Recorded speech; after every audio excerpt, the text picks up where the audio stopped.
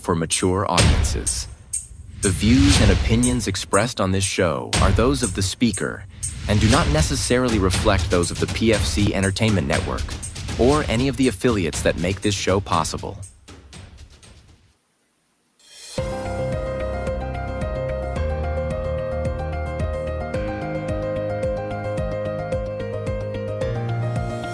This is the Pure Fury Creations Entertainment Network.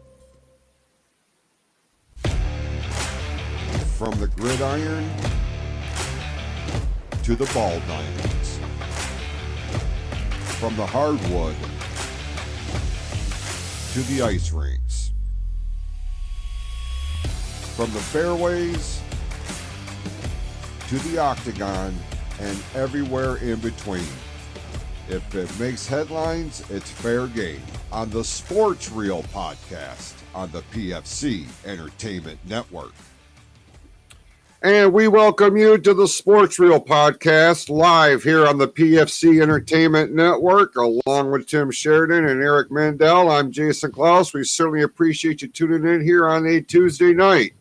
And as you can pretty much imagine, I got to believe, and I don't want to speak out of turn or speak for my esteemed friends and co-hosts, we're coming into this week in pretty high spirits, stemming from what we saw last night on Monday Night Football. We're going to get to that and all the other NFL news, notes, facts, and figures, as well as what the hell is going on in the world of Major League Baseball, specifically centered around our team here based out of the fine state of Michigan. But before we get to all that, gentlemen, great to see you. How's things in your neck of the woods? Well, Jason, I'm still riding pretty high on last night. Still can't believe that, how last night was played, but we will definitely get into that. Other than that, I cannot complain. Got a cold beer in my hand. Got two good co-hosts ready to talk about sports and get this going. Jason, let me tell you a little story. Please do. I am not prepared for the show. I told you this beforehand. I have had a long day of traveling to someplace. I can't tell you, but I can tell you that I was traveling. But if you catch the next episode of Close to the Heart, which I imagine you guys will probably record sometime this week, you can fill in all the details. But yes, I've been going on vacation for a few days. We did travel south for the weekend. I noticed you wearing your Hulkamania shirt. One of my things I wanted to do was stop by Hogan's Beach Shop this weekend, but I did not get the chance because we spent all our times in some parks. To let everybody know, yes, we went to Florida for the weekend, went to Universal, and went to the new Universal Epic. Tune into the Close to our Amy Ophelia and all the stories. I didn't watch a lot of football. Definitely didn't catch any baseball, so totally unprepared. But I did watch the Chiefs game, which I kicked Eric off the TV because our TV was broken down there while he was trying to watch. Because Eric so kindly offered to watch our animals for us while he was gone. So he spent the last 5 days in this house anyways. So 4 days. 4 days roughly. Yeah, 4 days. Saturday, Sunday, Monday. Yeah, so 4 days. Yeah, 4 days in this house anyway. So he's become quite accustomed with our animals. Which I thank you, by the way. No problem. That's anytime. Right. You know that? Anytime. Seriously.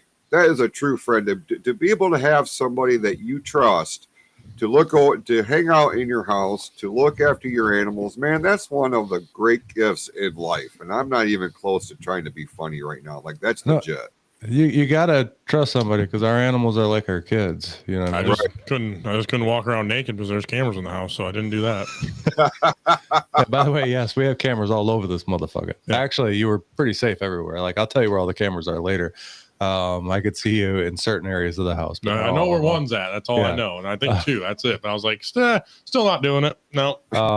But anyways, yeah, I had a fucking phenomenal weekend. Caught the Chiefs. Caught the Lions last night. I had to figure out our TV down there because they have these little stream boxes and the motherfucker wasn't working the first night for the Chiefs. So I'm logging into my Fubo account and then it kicks me out. I'm like, fuck. I'm like, what's going on? Then I realized that if you're in two different areas at once, Fubo don't like it, but I can play it on every TV in this fucking house, no problem. So Eric graciously allowed me to watch my Chiefs, which they did go on to victory the other night. So I mean, we all called that one with the Chiefs winning that one. I chose the Giants just to be a dick last Yeah. I in my heart, I knew the Chiefs were going to win. I'm like, there's no way Russell Wilson, unless that Giants defense came out of nowhere, then they weren't going to win. But they need a bench. Okay, yeah, you're right. But anyways, I fixed our TV so that I missed the first quarter of the Lions, which I watched back this morning while I was sitting in the airport. But I fixed our TV, figured out their fucking stream box in the living room was broken, so I had to steal the one out of our room upstairs and bring it downstairs. So they're going to be all confused why their fucking stream boxes are moved around. I don't give a fuck. I'm just helping out the next people. So that way that Eric could watch the fucking Lions too. I literally thought about that. I'm like, man, I might be getting kicked off for this game. I'm like, I wouldn't have did that to you. I was going to figure that shit out because I knew it worked in Matt's room. So if it was working in there, it had to be working elsewhere. So then I checked our room and I was like, this fucker works. I'm stealing it, taking it downstairs. So I got it up the second quarter. I was trying to like do that and feed Chase and fucking do all this other shit at the same time because we literally just got back from Universal Epic, which by the way, if anybody has not been there yet, go check out Epic. That place is fucking phenomenal. Like just the architecture of the place and like the sights to behold, the rides. Amy will get into all that. But just the way that place looks, it's smaller still yet. You know what I mean? It's a brand new park. They're probably going to be adding on to it quite a bit over the next few years. Chase has already called 2028 to go back there because he's reading on online forums and stuff like that. And they're supposed to have more. So he's like, 2028, we got to go back. And I'm like, I'll go back because we love Universal. But anyway. 2028, you got to go on golfing trips. Oh, we go on golfing trips every year anyways. Fair enough. Let me ask you this, Tim. When you were there, did you have an opportunity to check out the Wyatt 6 thing? Right. I did. I did not because that was part of you had to go later on. It was a whole separate ticket. So Gotcha. like it goes that was in Universal. And Universal closed at like 5 p.m. And then after that, it went to the horror nights or whatever. And you had to have a separate ticket to do that. We ended up moving over to Islands of Adventure, which stayed open till 8. But yeah, I saw all the people rolling in there. Yeah, they do have a Wyatt 6 thing. I think it's just a haunted house is what it is. Yeah, that's my understanding. Yeah, it's another thing. But we did not buy tickets to go do that. We were just doing all the stuff during the day. So a lot of it, I mean, I that place, it's just so cool down there. Everything about it I loved. Like I said, you'll get filled in on Close to the Heart this week. I'm sure Amy's got a couple weeks of stories now because you guys haven't recorded in a couple weeks and I haven't been able to say. So you guys probably won't hear about my stories from previous weeks anymore because now this is the new lead up story. No. We're going to play catch up. Oh, okay. I need to know. Yeah. I need to know. So because I think we had the Renfen. They went bear hunting. Yeah, and we went bear hunting. Someone got a toe bit off and sewed back on. Like, yeah, we're just going all over. Amy shot a 500-pound bear. Damn. Yeah. And she did it with a traditional fucking recurve. It was pretty intense. But yeah, it was like I said, I'm coming into this. I didn't even know if I was going to be here to start the show. I had Eric prepared to try to figure this shit out to get the show started in case I wasn't going to be here. You showed up because everything that was going on, I would have no idea what was going on. Which I'm surprised we did because yes, we got delayed in Chicago, but our fucking our pilot was a beast, and I mean he fucking. By the time we took off in Chicago, we were landed and leaving the plane in 40 minutes. He got us right on time. Like we were fucking cruising. Because it was such a crazy day. I mean, we literally got to the airport. It was like, we had enough time to run in there. I had to grab Chase a bagel cause he was starving.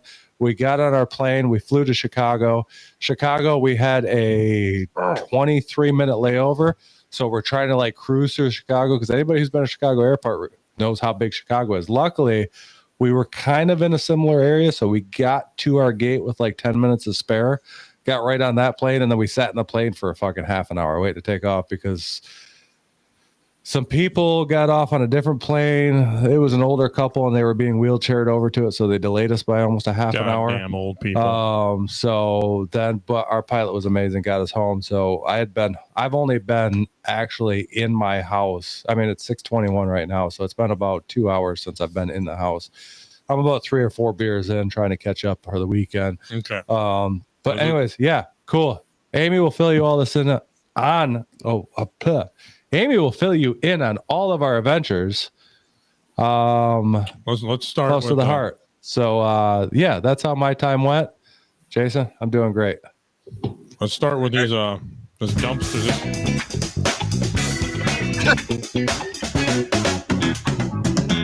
I'm not giving you 2 minutes of Tim's golf talk. That's going to come later. I just want to tease everyone.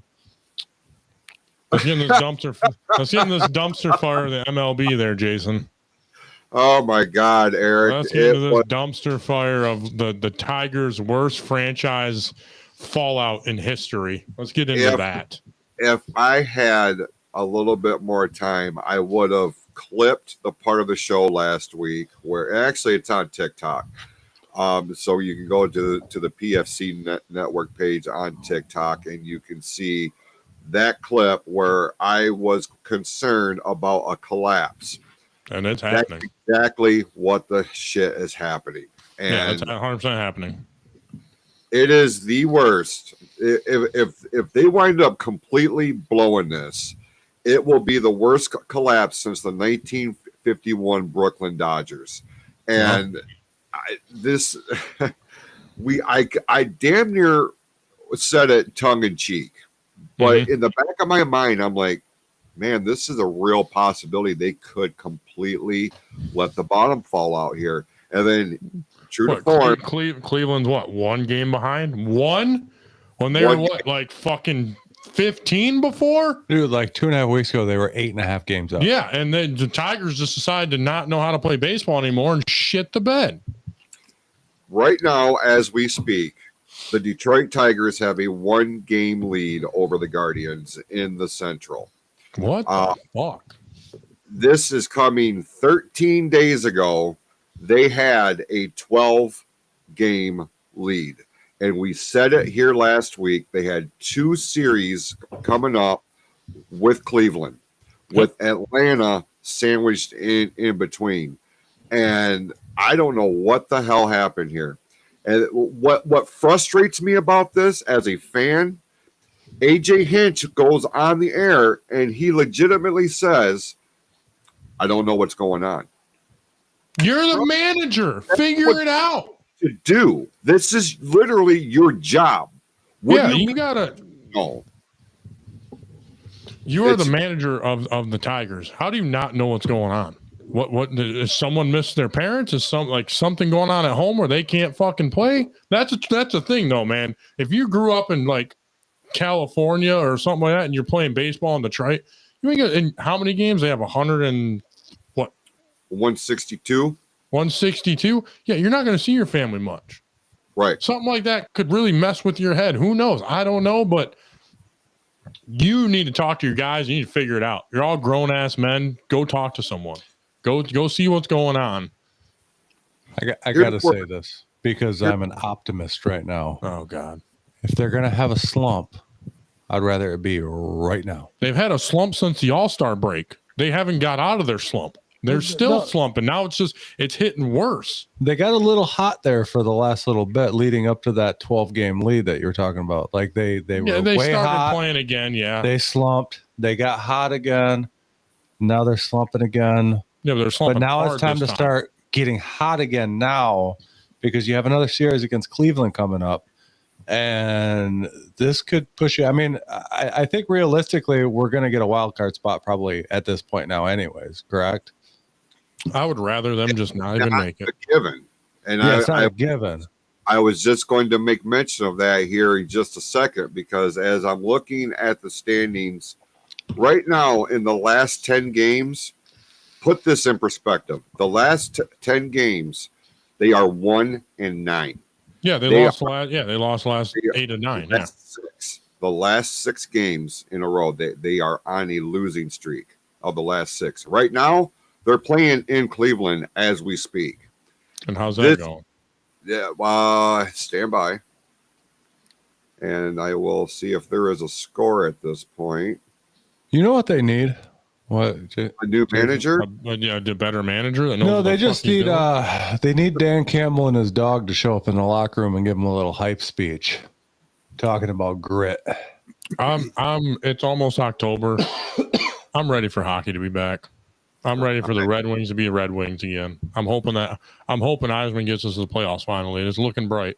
Well, I'm excited about because we're heading into the winter months and curling's really going to start picking up here pretty soon. Curling is pretty intense. Yeah. You gotta start watching that. The Winter Olympics, I think, are happening this year too, aren't they? I don't know. Well, how do you know? That's in the Winter Olympics. How do you not know that? Is it 2026? I think it's the Olympics 2026, isn't it? I think it's 26. I'm not 100%. So they don't go. They go odd. They go even numbers, not odd numbers. That's fucked up.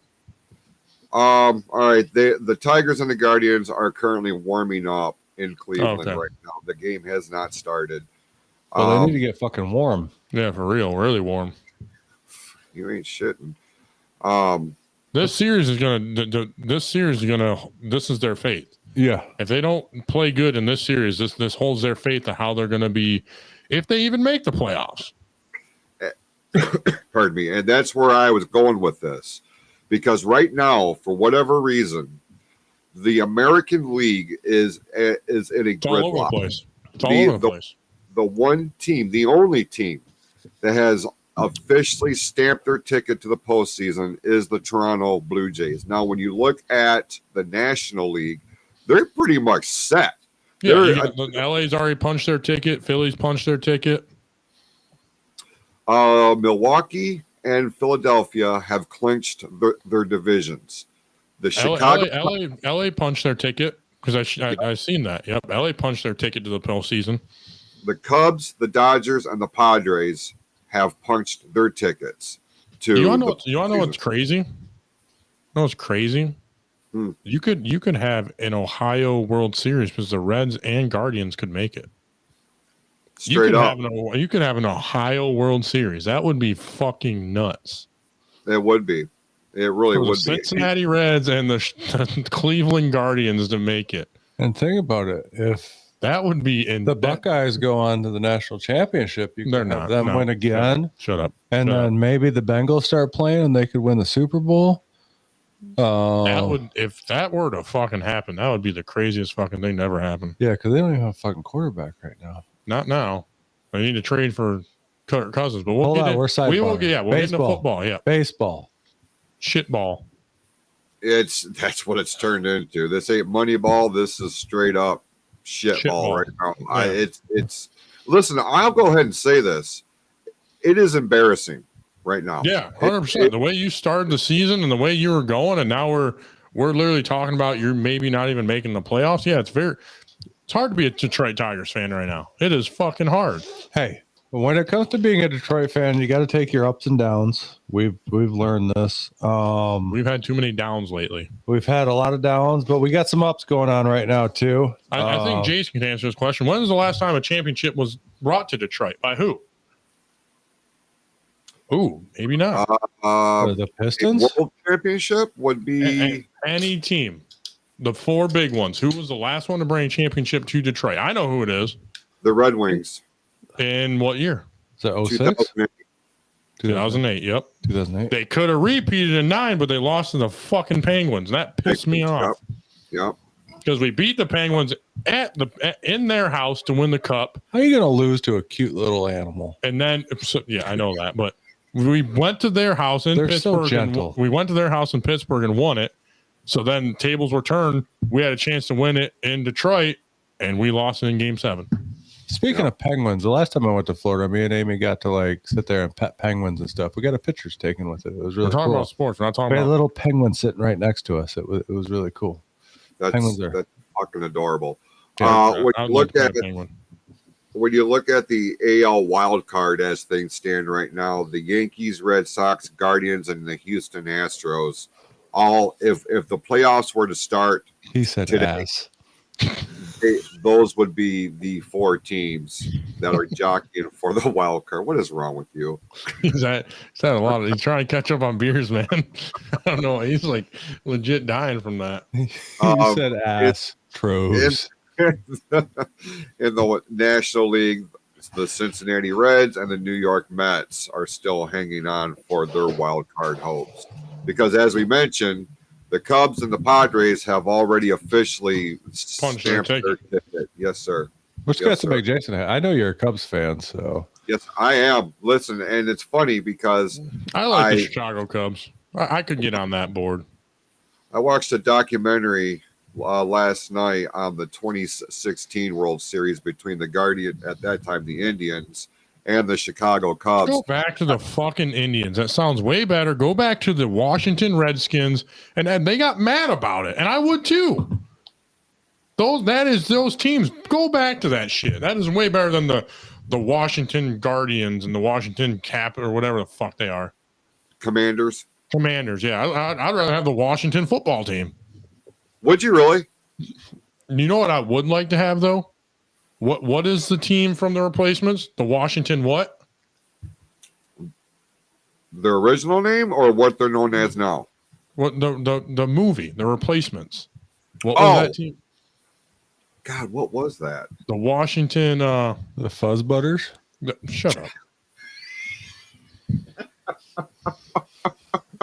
That's what they should. I want to finish. Jason was talking about this documentary that he was listening to. Go ahead. I was just saying, as a sidebar, I watched the documentary on the 2016 World Series where the Cubs finally won after 108 years, beating the Cleveland Indians. And I remember how excited I was about that World Series because I've been a long-time Cubs fan and I really wanted them to win.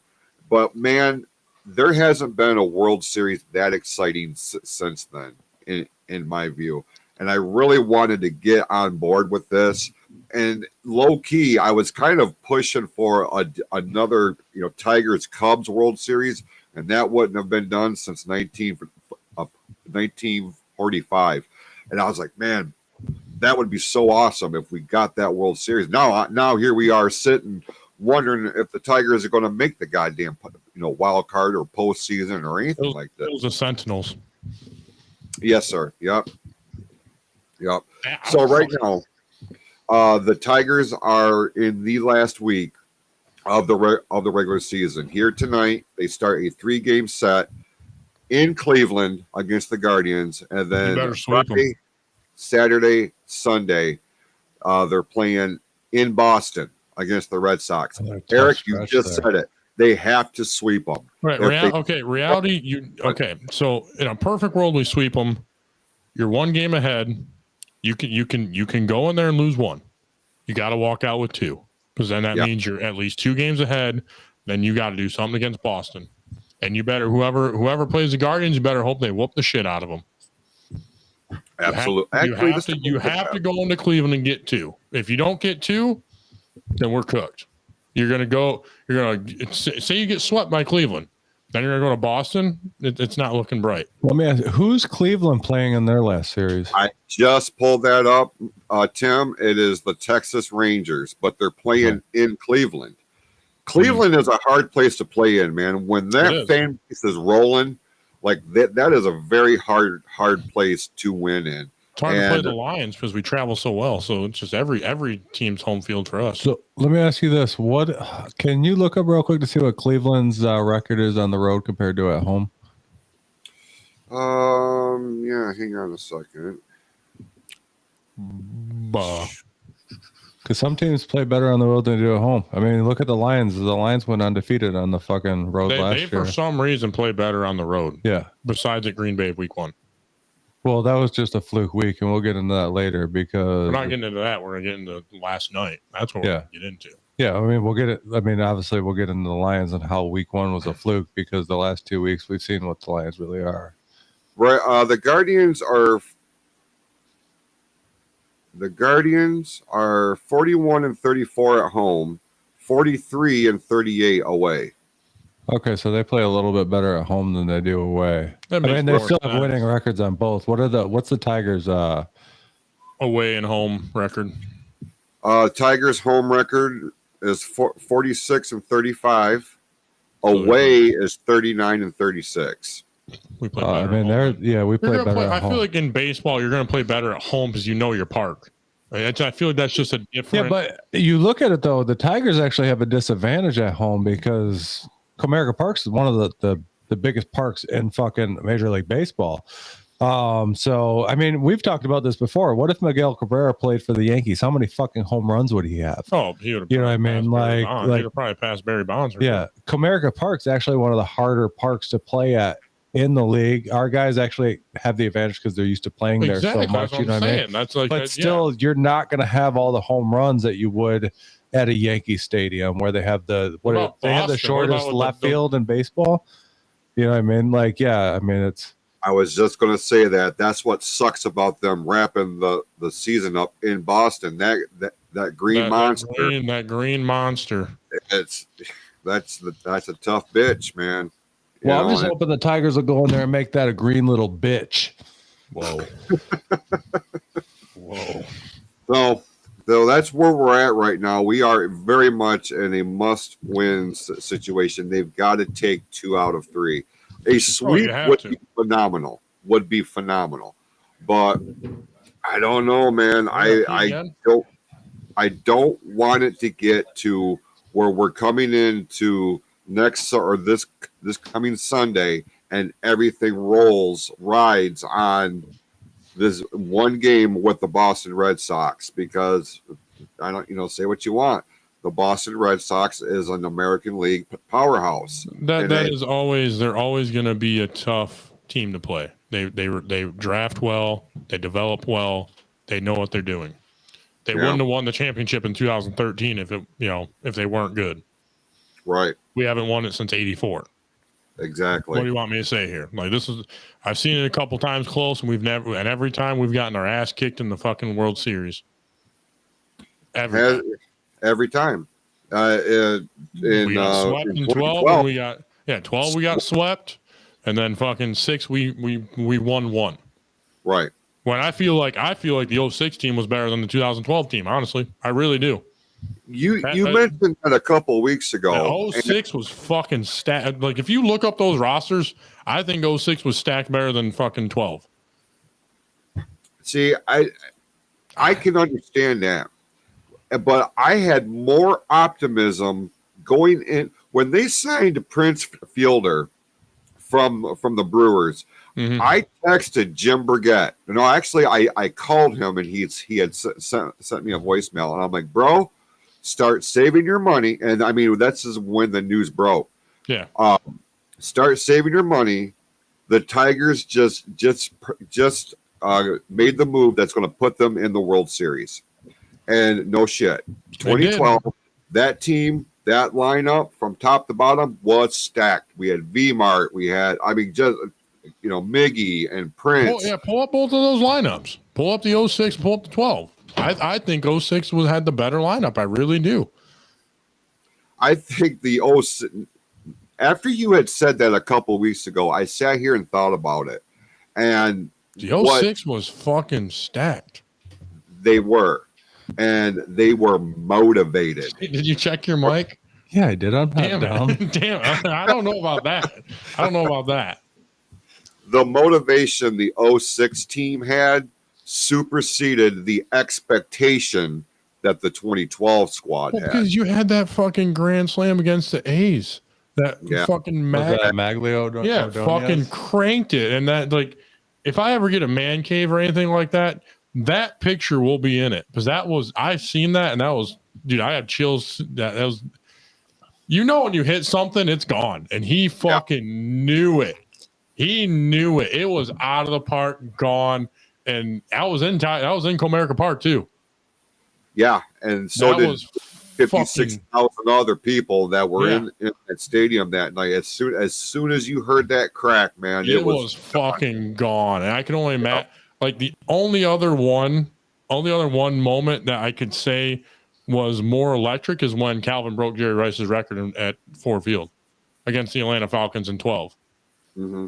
Because when he caught that ball and fucking ran, dude, that whole place went fucking nuts. I remember where I was when I seen that happen. I was at Flint Airport picking up my friend. He wasn't off playing. I remember watching that and seeing it. That place went fucking nuts, and he ran right over and gave his dad that game ball. And I don't blame him. The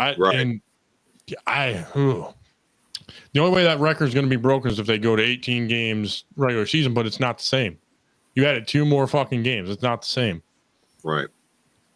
But we can use this as the segue into this week's NFL action, if you would like to. Well, we got it. We can't go NFL yet because we still got to talk about it's been 2,124 days since Ohio State's beat Michigan, and thank you for tagging me in that because that was fucking hilarious.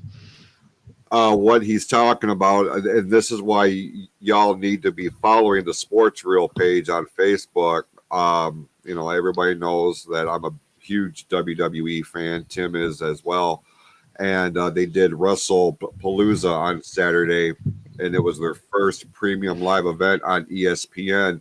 The first match is in the ring, and somebody in the second or third row on the hard cam side held up a big yellow sign in blue writing. It's been on Saturday. It was 2,121 days since OSU beat Michigan, and I screenshot it. I sent it to Eric personally, and then I posted it on the page because it made me smile. That was great. We're going to let you know until it happens. And last year when no one had any hope, and Ohio State was number 2, and we went in Columbus and won. Yeah, we're going to remind you about that because that is bad. That is really bad.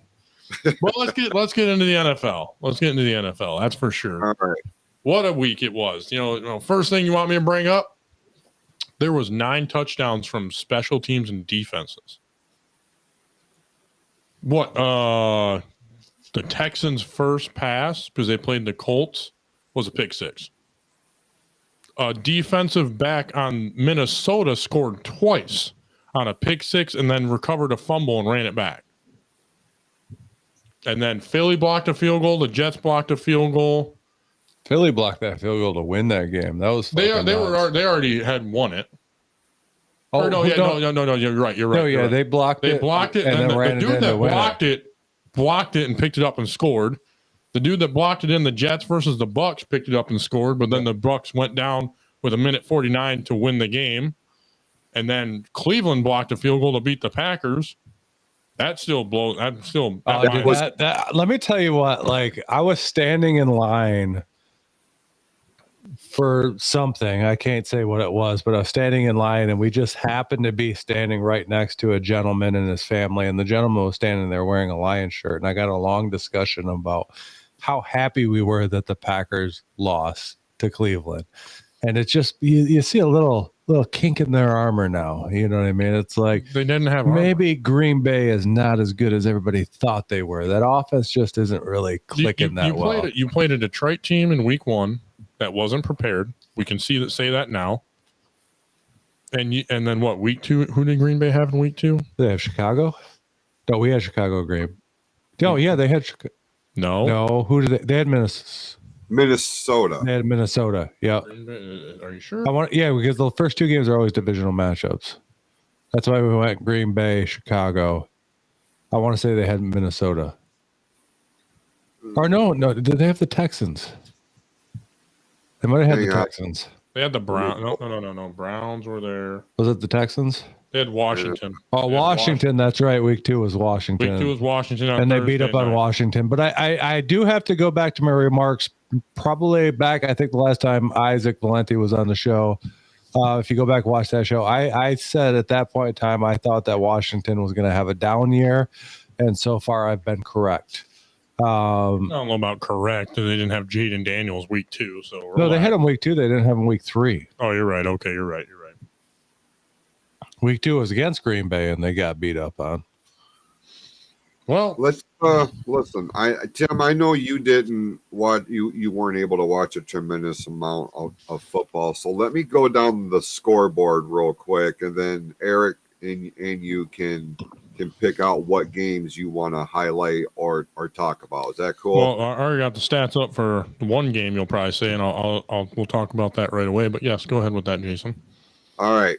The Buffalo Bills picked up a 31-21 win over the Miami Dolphins. I will give Miami more credit than I thought, because I really thought Buffalo was just going to run the train on them and beat the dog piss out of them. Miami actually showed up and actually did pretty decent. I will give them that. Their quarterbacks, their coach is still on the hot seat 100%. Oh, yeah. I would be worried about him. McDaniels isn't going to make it through this year. I don't think so. And I think he'll be our offensive coordinator here very soon. That'd be pretty badass, honestly. But and then he'll bring Tyreek Hill over, and then we'll just be unstoppable. But no, I will give Miami that. They definitely showed up more than I thought. It was a loss you could be proud of because you actually held your own against, honestly, I'd say top 2, one of the best teams. The Bills are – Josh Allen, I think, is going on another MVP run. I think he's going to go back-to-back, honestly.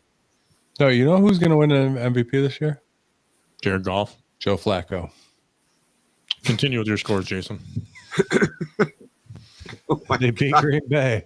They fucking beat Green Bay. Joe Flacco and the Browns beat Green Bay this week. If he wins MVP, just 40, suck it, bitch. Like 38 or Green 41. Bay sucks. Continue, though. The Carolina Panthers There you picked go, up Jason. a 3-0 win over the Atlanta Falcons. Thank God. Yes. I'll give them that. Atlanta fucking shit the bed 100%, or the Carolina finally decided to show up. Hey, but this is letting me know, yes, David, Josh Allen is so dreamy. I love him. I'm going to put a poster of him up on my wall. Next score. Anyways, I want to, what the fuck was I saying? Panthers and the Falcons. The Falcons. I did see that it's quite possible that we might see the return of Kirk Cousins now after that game. Pittman Jr. is 0-4 when he starts. Yeah, he's not as good as everyone thinks he is. Pittman Jr. Michael Penix? Or Penix it is? I don't Yeah. know. Different guy. He sucks. That's the point. I don't even know his name. Yeah. All right. As mentioned here, the Cleveland Browns with a 13-10 win over the Green Bay Packers.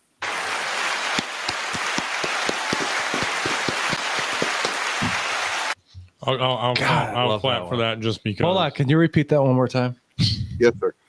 The Cleveland Browns defeated the Green Bay Packers 13-10. Who is that? The Cleveland who? Browns. Oh, Dave's here. I get he's on this high train of them beating them and all that, but I really think people are not giving the Browns defense the credit they deserve. The Browns defense has always been really good. Yeah, I mean, you got Myles Garrett sitting out there on the edge. Yeah. You're going to have a good defense. Yeah, and your offense just is a dumpster fire. Yeah, it is what it is, but it shows that little bit of the kink in the armor of Green Bay there. There's no armor for Green Bay. They're normal. I mean, they have, I mean, arguably probably the best defense in the league. No, not even close. Currently. No. Through the first few weeks, it's probably one of the best defenses in the league. Their offense, I didn't think their offense did really great over the first 2 weeks. Now, obviously, we talked about how they faced the Lions in week 1. And, I mean, us as Lions fans, the rest of the country was going, oh, the Lions are cooked. They're done for the season. You know what I mean? 2 new coordinators, and, you know, they got 2 new offensive linemen on there, and they just can't do shit. We were obviously unprepared for that game. We called it right after that. Missing assignments, you know, blocking assignments on saying we couldn't run the fucking ball. We couldn't do anything. We still played that game a lot closer than what Washington did in week 2 against them. And obviously they went up against Cleveland in week 3 and got beat. So once more, I got to give it to Washington put up more points than us. Washington did better against Green Bay than we did. What was the score of the Washington Green Bay game? 1 second. Because I have a feeling we played it closer than what Washington did, if I remember correctly. Let me pull it Washington was 18-27, and we lost 13-20. 13 to. I'm in preseason. What the hell are you doing, Eric? We lost 13-27. So yeah, Washington did better than us. Okay, so they did better than us. Yes. But either way, we were an unprepared team, and I think that we answered a lot of questions on there. We'll get into the lines in a little bit. Before Josh Allen, I was a Romosexual. I can believe that. Romosexual. Okay. Yeah, wow. Dave was a huge Tony Romo fan. I like him as a broadcaster better than a quarterback. But what's the next? I like him as a golfer. That guy can play some fucking golf. Well, keep taking his name. Maybe he'll take you out golfing. Maybe. Let's put it out in the universe. Along with Dan Campbell. Picked up a 17-10 win over the now 0-3 Houston Texans. Whew. So, side note is they just released CJ Gardner Johnson. I saw that. They just released him today. I wonder if he's causing problems in that locker room. He did. I heard, I was reading a story that he was causing issues. He was talking back a lot. He was sitting there screaming at coaches they need to blitz more. He was talking shit to a lot of the other teammates, apparently. He was really talking a lot of shit to the coaches because he didn't think they knew what the fuck they were doing. Maybe he's on to something there because that team since 2 years ago has kind of fallen off a little bit. So the bigger question is, where does CJ Gardner-Johnson end up now? Does he go back to Philly? A lot of the Lions fans that I'm reading going, we don't want nothing to do with him. No, don't bring him. We are just fine with our safeties and DBs. I'm going to say Dallas. I can see Dallas picking him up. Or Green Bay. He's a problem. He ain't going to go to Green Bay. I think he'll go to Dallas. Jerry Jones likes problems. Or he might go to fucking Chase because what's up? We're going to do a sidebar about Dallas at the end of the football report and before Tim's 2 minutes of golf. Okay, then hit us with the next game, Jason. Minnesota with a 48-10 win over the Cincinnati Bengals. So you pretty much seen the Bengals offense ain't shit without a quarterback. Joe Burrow's out. They honestly, like, you should definitely see what Atlanta wants for Kirk Cousins. If they're gonna start him, then you ain't gonna get him. But you need to find a better quarterback than Chase Browning or whatever the hell his name is. John Browning? Jake Browning. You need to find a better one than him because he does not know what the hell he's doing, and it showed. Dave just brought up a point here about CJ Gardner-Johnson. Said he'll go to the Jets. I could see that. I could see that. Either Jets or Pittsburgh. That could be a call from Aaron Rodgers there to get another fucking hothead on the team in Pittsburgh. Makes sense. You got fucking DJ or DK Metcalf, and then you have him and practice every day. That sounds like a good way to have it. But yeah, Carson Wentz played good though. He threw for 2 touchdowns, 174 yards. He still looked like a solid backup quarterback. Carson Wentz was a good quarterback in his day. Oh, he was, yeah, but then he got hurt. That's the problem. Yeah, he was a good quarterback when he was a starter. I was definitely a Carson Wentz fan, but then he got hurt and it just went downhill. He's a Super Bowl winning quarterback without playing. It's very true. Nick Big Dick Foles. Big Dick Foles. There we go. Okay, next game. The guy's got a hammer too. Okay. Pittsburgh Steelers 21-14 winners over the New England Patriots. I thought the Patriots were going to squeak one out on the Pittsburgh Steelers, honestly, the way Aaron Rodgers was playing. But he also, took the list for 4th on most passing touchdowns. Yeah. He did. He's been playing for 72 years. That's a little. You would imagine that he'd be number 1 on that list after 72 years. But this is the thing that we got into a couple weeks ago about how fucking up and down Aaron Rodgers is. Like, they looked like a superstar team a couple weeks ago, and now all of a sudden they did. Week 2 they fucking lost. Now he's playing mediocre. He is not. He's not the word you need to be in the NFL. That is consistent. Dave said Rodgers is a shithead. I don't know if he's a shithead. Dave, I just think he needs to go on another ayahuasca trip, level himself out, and he'll come back and he'll play quite well. All right, the next game, Jason. Philadelphia Eagles picked up a 33-26 win over the Los Angeles Rams. Yeah, this one was a crazy game from what I heard. I think we chose the Rams, too, to win it because I think we did, and they were going to win it. The key word is gonna, but they didn't. Special teams got that victory. A lot of special teams came up big this week. Apparently, Nick Foles used to injure defensive linemen with his dick. Oh, well, that's impressive. Yes. Oh, damn. But yeah, no, So that game, I didn't get to watch this one, but I was standing in line for something, and I got an alert over my phone that said, you fucking standing in line for all the time that you're watching football or hearing about it? No, because I keep getting notifications over my watch. I have one of these cool little like smartwatches that send me notifications from Espen. Gotcha. So Espen will send me all these cool little notifications, and it told me something about a crazy ending to the Eagles-Rams game. It definitely was. And I had to watch it back. So I did see the final play, and it was like, what the fuck just happened? Like, that the Eagles are ending up with some Chiefs luck this year because a lot of their shit ended like that last year for the Chiefs, but the Eagles... They got lucky in this one because I think the Rams were on pace to win this one. You got some stats for it? The stats for that one. Stafford threw for 2 touchdowns and 196 yards. Williams rushed for 94. Devontae Adams finally got his first touchdown as a Ram. 3 catches, 56 yards. Puka Kanua, that goddamn Swiss Army knife, got 11 catches for 112. And then the Eagles, freaking Jalen Hurts threw for 226 and 3 touchdowns and ran for a touchdown. He was the whole offense. Saquon Barkley only had 18 carries and 46 yards, didn't even score. A.J. Brown scored. Smith scored. Guten fucking scored. I don't know who, that's probably a rookie or something. But yeah, no, Jalen Hurts definitely was the offense for Philadelphia in that game. So let me ask you this. As you bring up that stat, I want to sidebar for a second because we're talking about Barkley, and then I'll bring up Henry in this conversation because last year they both ran for pretty much – Barkley was over 2,000 yards. Henry was like right there on that line of 2,000 yards. Yeah. Those guys are being shut down this year. Yeah. Like you figured out their offense. You got to shut down the run, and then their offense can't do anything. Yeah, Henry 48 yards this week? 23 or 26 the week before. Barkley getting held back this year.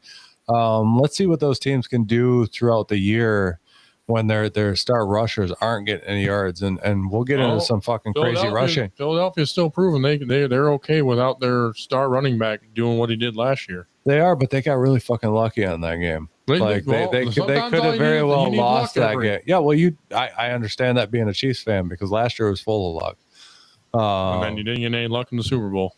No, didn't get any luck in the Super Bowl. But yeah, it's just crazy to see those guys who ran for a crazy amount of yards last year just get cut down. It's only in their week last 3. Games. They're going into week 4, so anything's possible. They could fucking turn it on. Who knows? Anything's possible. It just shows me that the NFL is so weird because you can have one year where you have like a standout. I mean, you look at C.J. Stroud his first year. He came out fucking phenomenal. MVP consideration. Ever since he's just like we thought maybe it was a sophomore slump, but now it's becoming a junior slump. No, you know what slump it is? You know what slump it is? It's the OSU slump because no OSU quarterback has done anything in the NFL. Very well. I mean, that it is. Name a quarterback that came from Ohio State that has done anything. Terrell Pryor didn't do shit. Bill Richardson. That's a fucking made-up name, so good try. You it is. Any quarterback that came from Ohio State has not done shit. Anything in the NFL. I think that C.J. Stroud had one hell of a rookie season, but it just shows you how much that these guys can adjust to teams to really shut them down. I had a feeling that was, going to happen. The same thing with what's his name from Washington. Jaden Daniels. But give him time. I think he'll be okay. Maybe. The next game, Jace Holland. Okay, sorry. I got an alert. You're looking up that OSU stat, weren't you? No, I was looking to see if there was a score in the Tigers game. Oh, okay. There is not. Good. Tampa Bay picked up a 29-27 win over the New York Jets. If we didn't have Jared Goff as our quarterback, I'd take Baker Mayfield all fucking day. That dude lives for fucking big moments. He 100% does. They were down the minute 49. He took them to a game-winning drive and won it. Baker Mayfield's a hell of a quarterback. Does he kind of remind you of a Stafford? A little bit. Just more mobile. He's more mobile than Stafford. Yeah, but he still has all the crazy sidearm passes. He can do all that shit. Yeah, he can throw it any fucking way he wants, and it's pretty impressive, honestly. His stats were. I saw him. I was watching a clip of him when they played. It's pretty good. The Texans there, I think last week in week 2. Where he went down, he got hit hard, and it looked like he was injured. But all of a sudden, C.J. Gardner-Johnson, who obviously just got released today, got up in his face, and he hopped right back up and started jabbing back. He's like, "We ain't taking any of their shit." I will give the Bucs the credit where credit is due because Baker Mayfield only threw for 1 touchdown. Their kicker scored 17 points. Fuck yeah! Their kicker was their fucking offense. But hey, that just shows that Aaron Glenn's defense is coming along very well because he held Baker Mayfield to 1 touchdown. No, the running backs didn't get a touchdown. The only one that caught a touchdown was Mike Evans, and he got hurt. Aaron Glenn's still sitting there at 0-3, though. He is sitting at 0-3. At least I'm sure we'll get to this Bears game in a minute. At least Ben Johnson won a game finally. Aaron Glenn is still shit in the bed. I think Aaron Glenn will turn around quicker than Ben Johnson will, but continue there, Jason.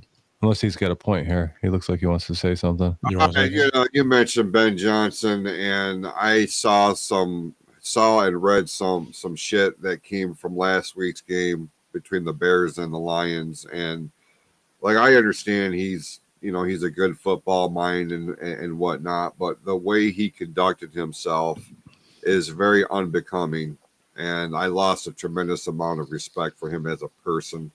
That's all I was going to say about it. Who, Ben Johnson or Aaron Glenn?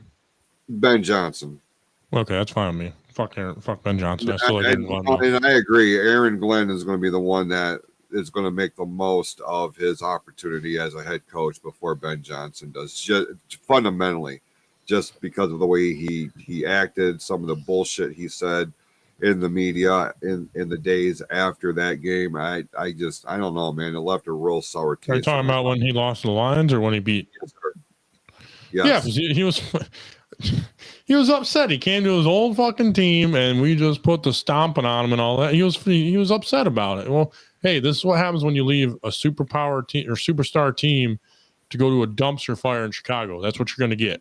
Well, and we've all been pissed off, and a lot of people don't realize that. Like, do we dislike Ben Johnson? No, he was great for our team. Like, we loved him for our team. You know what I mean? But the reason that we get so pissed off at him is because he left for a division rival. The reason why we're rooting on Aaron Glenn is because he went to the AFC. He did it right. You know what I mean? He didn't stay in the division and go to a division rival. So of course we're going to root for Ben Johnson's fucking, but miserable also demise in Chicago, just because of the fact that he stabbed us on the back and went to Chicago. And he went there going to a team. And the one thing I hated about his press conference that he had after the game, when he started addressing Jared Goff, he didn't call him Jared Goff. Like, he didn't know the guy. He just kept on referring to him as their quarterback. And it's like, dude, you were his fucking offensive coordinator for how many years? Like, fuck off, dude. Like, why refer to him as their quarterback? You know the motherfucker. You were his offensive coordinator for how long? You fucking were in his helmet calling his plays. Like, fuck off, Ben. Like, just call him by his name. You know who he is. You know everybody on the fucking team. Because our offense didn't change that much. We added a few, a couple new linemen, a couple draft picks. But for the overall, you know everybody, Johnson. You know everybody on our team. And like, you can refer to him as fucking Jared or, the greatest. I can't really call him the greatest Lions quarterback ever because I still probably say that that's Stafford. It is. Or is it Bart Starr? Okay.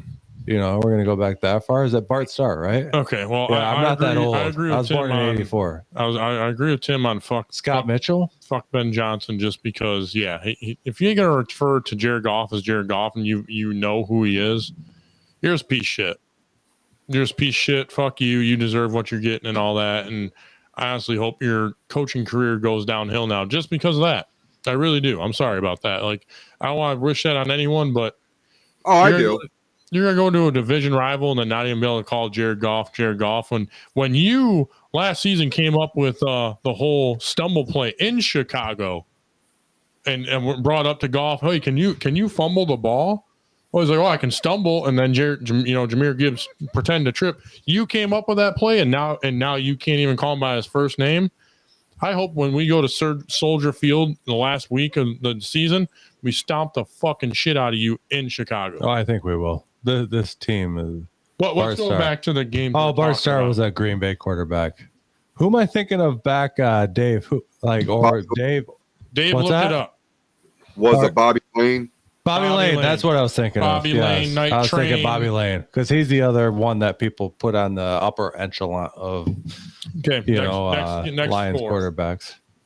The Indianapolis Colts remain undefeated with a big 41-20 win over the Tennessee Titans. Jonathan Taylor kicked ass. He went off 3 times. But I got to give credit to Eric because I think you called out at the beginning of the season that you thought the Indianapolis Colts were going to be better than what everybody thought they were going to be. And so far, I mean, Daniel Jones has showed up there. Look what's going on. Saquon leaves New York, wins the Super Bowl, still on a good team, not doing great this year. Daniel Jones leaves. And he looks like a fucking stud. He looks like a fucking He looks like a star quarterback in the NFL. He's throwing perfectly. He's reading his keys. He's doing everything right. Do we start saying now possible Daniel Jones MVP candidate? That'd be hard. It could happen though. I mean, he's been throwing for a shit ton of yards and he's been looking fucking phenomenal. Or is this a fluke like the fucking Sam Darnold last year? Sam Darnold. Well, Sam Darnold still was MVP candidate last year anyway you look at it, but I'm thinking about the start of the season for the Saints last year. Is that what we're looking at? You know, what I mean? We're going to get to week 5, 6, and because Indy still has a very good defense. Their defense was great last year. They have Jonathan Taylor as a stud running back, and he's proven it still because he's killing it. Now you have a good quarterback, and Michael Pittman Jr. is catching touchdown. But you actually have a good team. And that just muted my whole mic, but I'm okay with it because you cracked a beer. But you're seeing what you can do when you leave a dumpster fire of a organization and not get the right coaching or anything. That makes me question throughout the NFL history and stuff like that. Like, and I mean, we saw it here in Detroit, like with Stafford. Like, if Stafford was on a different team, he would probably have fucking. Same with Barry. You know what I mean? Barry, if he was on a different team, how many Super Bowls would he have? I know Stafford's gone off and gotten one now, but how many would he have had in that? That was in the 90s. You know what I mean? In the 90s when Emmett and fucking Barry met in the playoffs, Emmett legit thought it was going to be Detroit, Dallas every year. And then Detroit just fucking went in the shithole. That'll be a stretch, Dave. Dave's fucking high. But no, Emmett literally just said, he's like, I thought I'd see Barry every year in the conference championship, which it should have been. If you could have built around Barry Sanders, we would have had a Super Bowl in the 90s. Well, if you would have had a quarterback and a defense at that point in time, that's what I'm saying. The problem is they didn't have a quarterback. They had a hell of an offensive line, obviously. Well, you got to give credit anytime when you have a stud running back that's doing really well. I mean, you can see just from Lions week 1 to week 2 and 3. Week 1, we couldn't run the fucking ball. Week 2 and 3, the offensive line looked a lot better, and we ran the fuck out of the ball. We ran for over 200 yards last night, but let's continue with the scores down the line because we will get there. The Commanders picked up a 41-24 win over the Las Vegas Raiders. The Chargers with the We had a feeling the Commanders would still pull that out with a backup quarterback. Mm-hmm. I don't know where. Actually, Dave, I do have a duck call sent right here, bro. So I'm happy you called that out. Next game after the Raiders in Washington. Shut the fuck up with that thing. We're trying to talk about sports, not hunting, motherfucker. Los Angeles Chargers improved to 3-0 as well with a 23-20 win over the Denver Broncos. That was a dogfight. Until the end. And so another question is Justin Herbert in the conversation for MVP? Because he's playing very well. I mean, I would believe it. Right now, that team is humming, and that division is one of the toughest in football. I think the Chargers are going to take that division this year. I really do. They very well could. If the Chiefs don't do something to turn around here real quick, which obviously they had a win this week. We'll get to that one in a minute. And they're going to have some receivers coming back here very shortly. But so far, Harbaugh has turned that team around like it was a complete 180. I mean, last year they started looking a lot better, but even compared to last year, I say in the last 2 years, he's turned around a complete 180. He's definitely turned that team around, and they're looking like a very, very tough. They could be a deep playoff threat this year. I just the way that they're playing. Herbert looks like a completely different quarterback. Every time I watch him, I mean, he's a fucking gunslinger. Yeah, he can throw the ball. Yeah. And he's showing the NFL that he can when he had the right coach. Yeah, and I think that's a turnaround. Do I think they get to Super Bowl era? No, but you give them another. Is he going to be the Phillip Rivers though? The Phillip Rivers that could, because you look at it. Phillip Rivers did fucking great when he had LT, Phillip Rivers, you had receivers, you had a defense. Just couldn't get over the hump. You couldn't get past Tom Brady or Peyton Manning. It was those three teams, and Phillip Rivers and the Chargers were the little brother that Manning and Tom Brady that makes me question, because now he's like, can he get past the fucking? Can he do that? Can he get past the Mahomes, the Allen, the Jackson? Lamar Jackson, don't worry about him. All you gotta do is he don't know how to play fucking quarterback because he doesn't know how to throw the ball away. But you have actually, do you know he has the highest rated quarterback rating in the history of the NFL? And that threw me off, but it's like he tries to make too many plays. But you got to worry about Allen and Mahomes. Yeah. Those are your main two. and you still got to worry about Lamar, Wait. but not as much. Which makes me question, because I brought this up before, like if Allen would have been drafted to an NFC team, he'd probably have already gone to a Super Bowl. He'd have went to a Super Bowl, yeah. If Herbert would have been drafted to an NFC team, maybe. You know what I mean? You're really seeing his potential coming out because Harbaugh's definitely coaching him up, and you can see it. It shows the difference in coaches. Yeah, you know what I mean. Like, but look at Denver. They've lost by only 3. Freaking their head coach Sean Payton. Yeah, let's look at real quick, because you just brought that up and you're talking about coaches.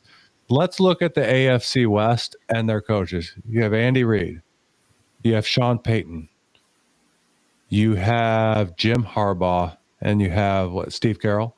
Is that Pete Carroll? Yeah. Pete Carroll. Okay, I've been drinking. I fucking call it Pete, Steve, Pete Carroll. Now, if the look at that on the, like, real quick before you said, look at that and go at the fucking, like, just the amount of experience in the AFC West on the coaching aspect. Like, look how much, like, that probably has, like, that's fucking Hall of Fame caliber coaches on all 4 of those teams. And you got Jim Harbaugh. Well, that's what I just said. I said Jim Harbaugh, Pete Carroll, John Harbaugh, Andy Reid. Yeah, John Harbaugh. Fucking, he's won a Super Bowl. Yeah. There's definitely a lot more better coaches in the AFC than the NFC. But Herbert did throw for 300 yards and 1 touchdown, but he also did throw it 47 times and only completed 28. So he threw the fuck out of the ball because they couldn't run. But continue with the next game, Jason. Seattle dominated New Orleans 44-13. No surprise. We already knew that. Okay, continue. The Chicago Bears picked up their first win of the season, 31-14 winners over the Dallas Cowboys. I did watch that game a little bit, and I really thought Dallas was going to pull it out and win it, but they started falling apart in the second half. They don't have a defense, bro. Not really. Like at all. Diggs, their quarterback, their cornerback is getting beat every fucking game. Well, he's getting older now too. It's not even that. He's just fucking. He was never that good of a corner. He had 1 great season. That was it. I almost bet you, I really think that's where. Still fuck Ben Johnson though. Gardner Johnson is going. Is probably Dallas. We'll see what happens. I don't know. That was an interesting game. They threw out some trick plays. We'll see what happens, but continue, Jason. San Francisco 49ers 16-15 winners over the Arizona Cardinals. That division is going to be tough too, because that was their, Cincinnati.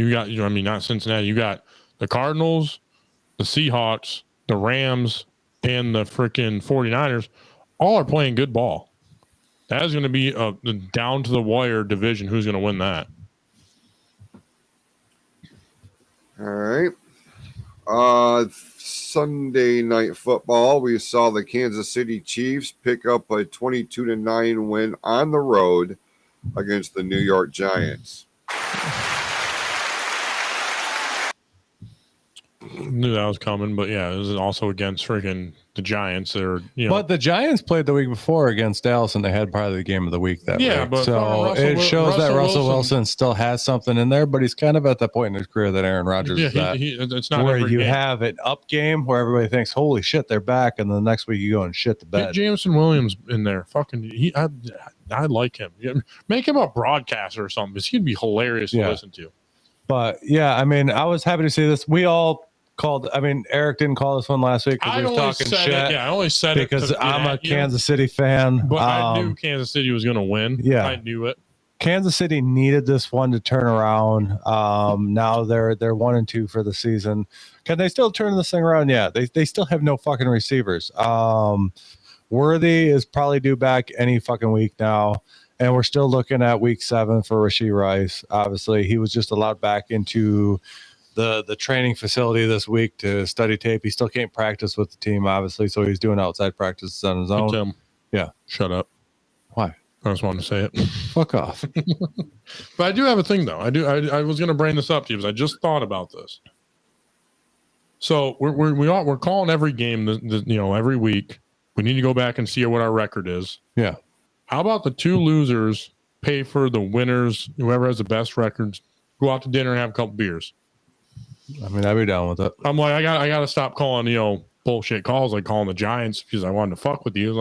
I'm like, it's only going into week 4. I'm game with it. Jason, you good for that? Yeah, I'm good with that. End of the regular season, we see who had the better record. The other two pay for the other guy's dinner and beers, and we called even. Yep. Now we have to go back and do studies to see. That's what I'm saying. It's only 3. We're gonna have to do 4 weeks because we got tonight. But I was like, just put just a dinner and beers on the line. Make it more interesting so we actually care about the team we're picking. Which, by the way, you can all listen back on Spotify to every one of our past episodes back to week 1 of the very first ever Sports Rail podcast, which I was very nervous for, and I may have gotten very drunk during that podcast. I need to listen to that one. That was a lot of fun, but we are officially over a year doing the show now, so we're on over week. I mean, what week are we on right now? Week 4 of the NFL. We missed some episodes, so I don't think we've hit 52 yet. No, we're somewhere in the mid to late 40s, somewhere in there. Yeah, like we're getting close to 52 No more shows. missing. Oh, we haven't missed one since. So, like, we missed a few there and here. Dinner at what place Dave wants to join us. Dave, we will let you know if you come and join us. Let's get to the Monday. I'm game for that, but let's get to the Monday night game. We'll even play some Wham. God damn it. Tim, shut up. Yeah. We already know the Detroit Lions beat the Baltimore Ravens. Did you say the Ravens? I almost did say the Ravens. The Ravens, 38-30. Yes, I watched this whole Baltimore, and you didn't watch the full game. You watched three quarters of it, but I did watch back the first quarter while I was sitting in an airport this morning. They literally showed you how to beat the Baltimore Ravens. Yes, they did. You just got to their defense can't stop the run. David Montgomery ran for 150 yards and 2 touchdowns. Jahmyr Gibbs ran for 67 yards and 2 touchdowns. Amon-Ra St. Brown had a touchdown. Sam Laporta looked good. He finally showed up in this game. A lot of third down conversions. He had to. That was his safety net, man. That was just like Mark Andrews was Lamar's safety net last week when he needed something. He threw it to him. And Mark Andrews scored twice too. But I can also say that Isaac Tesla missed his first two-handed catch. His first pass this week. Well, but the dude, it got knocked out of his hands. I watched it. The cornerback played it perfect. He knocked it out of the air. He didn't even get a chance to get a hand on it. Yeah. Like he played it well. You need to start giving that kid some more targets because he's good. You really do. You definitely do. But I just want to go back because it's actually a game that I watched. One thing I have to say is yes, the big pluses and minuses for the game. The pluses, the offensive line once again looked outstanding against, the Ravens. They everybody was hitting their marks. Do you ever hear that when you crack a beer open? What? When it's Busch Light, you just hear Busch. I don't drink Busch. I drink Coors. I know. So you hear queer beer of champions, and actually, I love Coors so much that underneath my jersey right now, I'm don't show me titties. I'm wearing a Coors Banquet T-shirt, showing them titties because I represent my brand. They're not a sponsor, but maybe one day. But anyways, yes, the ups and downs of this game. In my opinion, the offensive line looked outstanding once again. What downs were? There's a few downs that I want to get to. The ups with offensive line were outstanding. We were able to rush the ball. Obviously, you called out the amount of yards that we were able to run. Like we could just run all over him this week. It was crazy. Golf looked amazing. Golf had some rushing yards too. Yeah, and he looked really good. He was dropping passes where they needed to be. 0 turnovers, took 0 sacks. I mean, I think the Detroit Lions offensive line should be the player of the week, the whole offensive line, because they really stepped up against the Ravens. They did. That defensive line looked fucking amazing. Hutch with another sack. Mohammed, once again, 2 weeks in a row, really stepped up. He had 2.5. He had 3. No, he had 2.5 officially. Okay. It would have been 3, but he split one with somebody. Yeah. So he had 2.5 officially. Plus like quite a few numbers of QB pressures. I think he had like 4 or 5 tackles. Yeah, no, he definitely never gave up, and that was what even Joe Buck and Troy Aikman were saying, like, he just never stopped. No, and we had 7 sacks against Lamar, which is amazing. And I give a lot of credit to Calvin Shepard. Jack Campbell played Jack Campbell out. He played great, and Shepard had these guys ready to fucking roll this week with 7 sacks on Lamar. We didn't let him get away at all. We always kept a spy in there to stop him from running, and that was the biggest thing that I was worried about going against the Ravens was Lamar getting out on his feet. So did a great job, that defensive line. My one downfall of this game is I still think our secondary seems a little soft, especially at the corners. Terry and Arnold gave up some big plays. The only one that's soft is Terry Arnold, because it's either he gives up pass interferences or he gets beat. Yeah. He can't do, as a second-year corner, he's making me nervous. Yeah. You're still getting pass interference dudes. Come on. You played at Alabama. You played for Nick Saban. You shouldn't be doing this. DJ Reed is fucking killing it still as a corner. Brian Branch, our best fucking DB is Brian Branch. That dude can fucking hit. He dropped a fucking interception last night. That upset me. But he is all over the field. He is the number one guy on that defense. I'm like, you don't want to get hit by him. Him and Kirby Joseph have such a chemistry back there. I am not worried about any deep ball ever. He got a bad fucking penalty. I think it was in the fourth quarter. In the fourth quarter where they kind of they called him on a low block. Yeah, and it's like he just slipped. Yeah, no, you're 100% and it wasn't a low block at all. And I don't think we gave up any points on that particular thing. But he slipped. But yeah, it was bullshit. But yeah, I think overall the offense is humming. And I think the Lions going into Baltimore this week and proving that they can go against a team the caliber of Baltimore everyone and dominate. Baltimore. Everyone picked Baltimore to win. Everybody did. I mean, I think even at the beginning of the season, honestly, we all picked Baltimore to win this game. That was the one game I was worried about. Yeah. And I think last week, honestly, we all picked the Lions to win because we're picking with our hearts sometimes more than anything. But they truly proved. Now there's beer and food online, so I'm not going to do that. So they truly proved that they have, a team, and all the critics can go suck a dick, like they the Lions are not the Lions of week 1. They were unprepared in week 1. We brought this up earlier. They were unprepared. They turned around in week 2, and they showed what they think they can do against a powerhouse team in the AFC, which honestly, the majority of the powerhouse teams are in the AFC. So what other team are you worried about then this year for them? Because I'm not worried about the Bengals anymore without Joe Burrow. You got Kansas City. I ain't worried about them bums. You got the Rams. Fuck Mahomo. The Rams is going to be a tough one. No, it won't. I'm still calling I'm still like, the only team I'm worried about is Philly. It's the only team I'm worried about. Fuck Philly. We're not going to lose to Philly. If we lose, another game is going to be to Philly. I still think the Rams. I think. Jason, can you pull up the line schedule? I think statistically, like, you look at the Rams, it's going to be in Los Angeles, and I think Stafford. And we went to Baltimore and fucked Lamar Jackson. Sorry for my language, but I think Stafford's due one. And I honestly think we're going to lose to the Rams. I don't think it's going to be a big. He's not going to be a Tom Brady and beat every team in the NFL. He will not beat the Detroit Lions. That would be true. Like, he hasn't beat the Lions at all. Nope. What is the Lions schedule, Jason? All right, and I'll back off after you say this so you guys can give your thoughts on the game. All right, coming up next, they've got Cleveland. Cleveland Brown, yep. That should be a win. At Cincinnati. That's a win because Joe Burrow's out, in my opinion. At Kansas City. That one will be tough, but we've done it before, and I think we can do it again this year the way we're playing. What week is that? Week 6.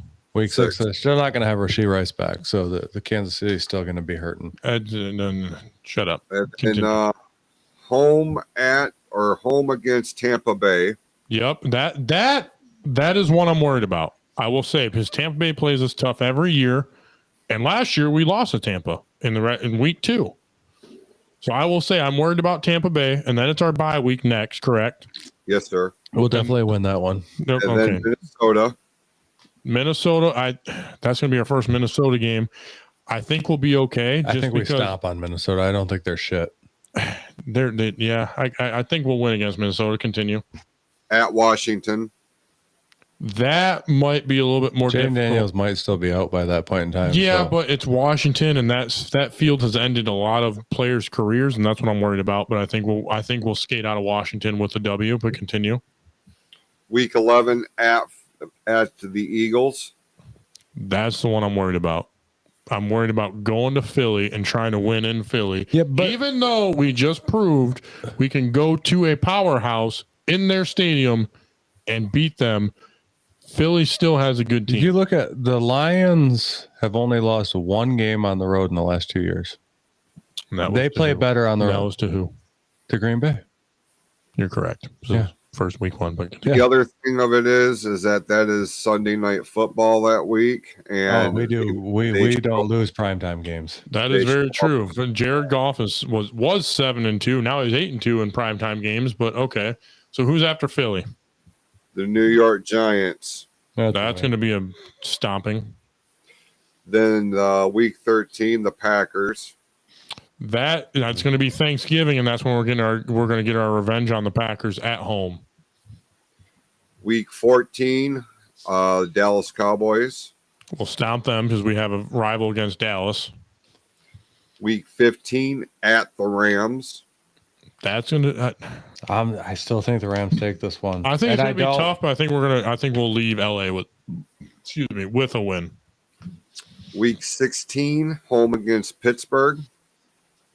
That's one I could see us slipping up on. I really do. I really think we can slip up on Pittsburgh at home, but I hope we win it. That's a toss-up for me. I think Muhammad ends up with 4 sacks that game. Okay. Well, okay. So who's after Pittsburgh?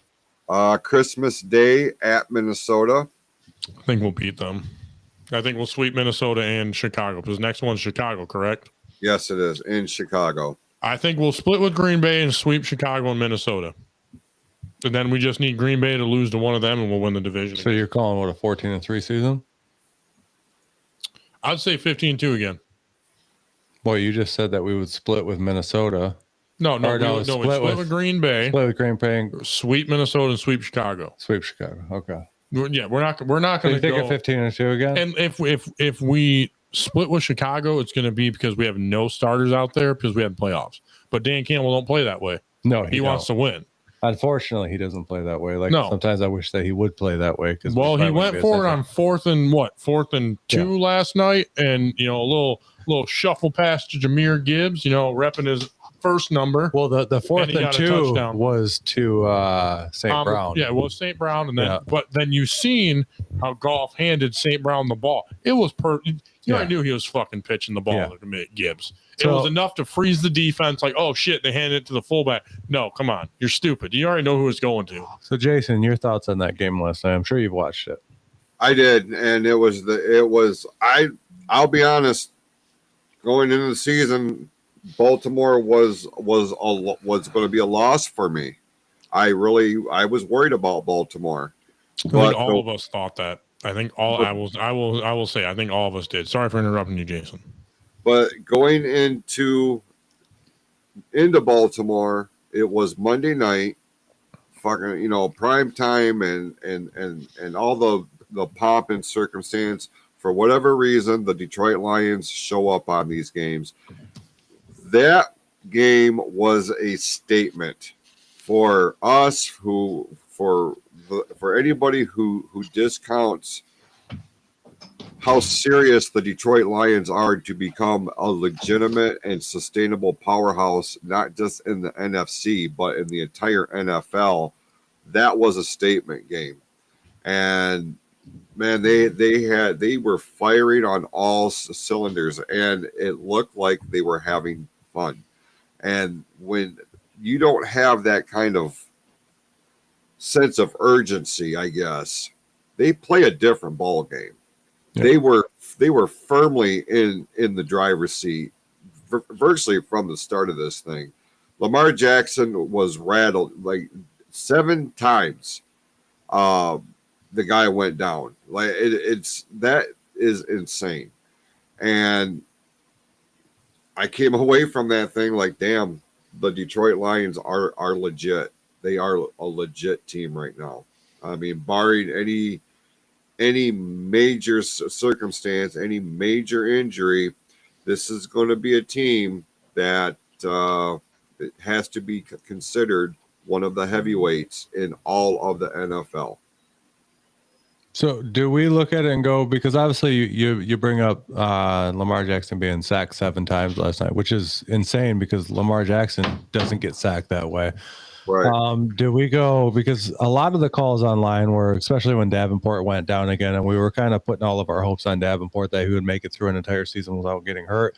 Obviously, he only made it to week 2, but now with the emergence of Muhammad stepping up in that position, do you think Muhammad is the guy to carry us through the rest of the season on the opposite side of Hutch? Obviously, Hutch is drawing a lot of attention. He's getting a lot of double mans on him. He's having to try to break past 2 defenders. He's still and it's opening up. Yeah, he's still showing up. He caused that fumble against Derrick Henry. He literally did, pursued it and came and punched that motherfucker out. Yeah, and he got a sack last night too. But that's also opening up the lane for Muhammad. And Muhammad started to look like a superstar. Is that the guy that we're looking for on that opposite edge right now? And really, after 2 weeks of him really stepping up, I think that's a guy. I don't think we need to go search for anybody else. I think we got the guy right there, and he's stepping up and he's showing. Yeah, it doesn't have to be a superstar. We don't need to go drop a bunch of money. Muhammad is stepping up, and I'm super fucking impressed. And do we give some of that credit to Hutch?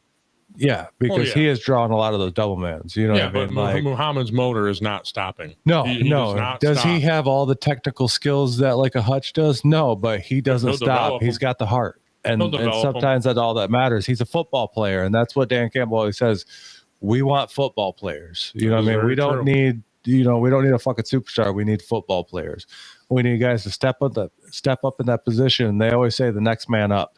You know what I mean? The next man up always has to play as good as the guy who went down, and they're proving right now that they can do it. Like I said, I thought the secondary was a little soft still, but it's still early in the season. It's only week 3. That defensive line shined last night. 7 sacks on Lamar. That shit doesn't happen. Well, okay. You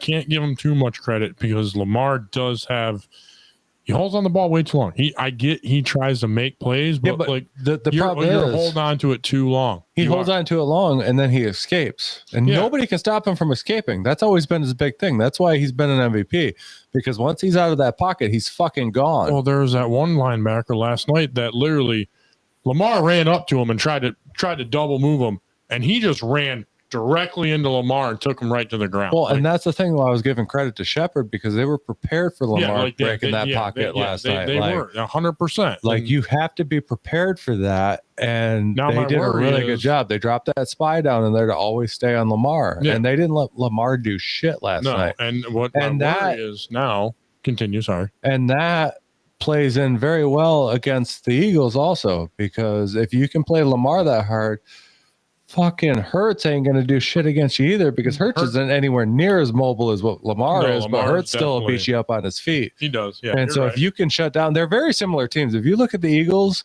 and you look at the Ravens, they are very, very similar teams.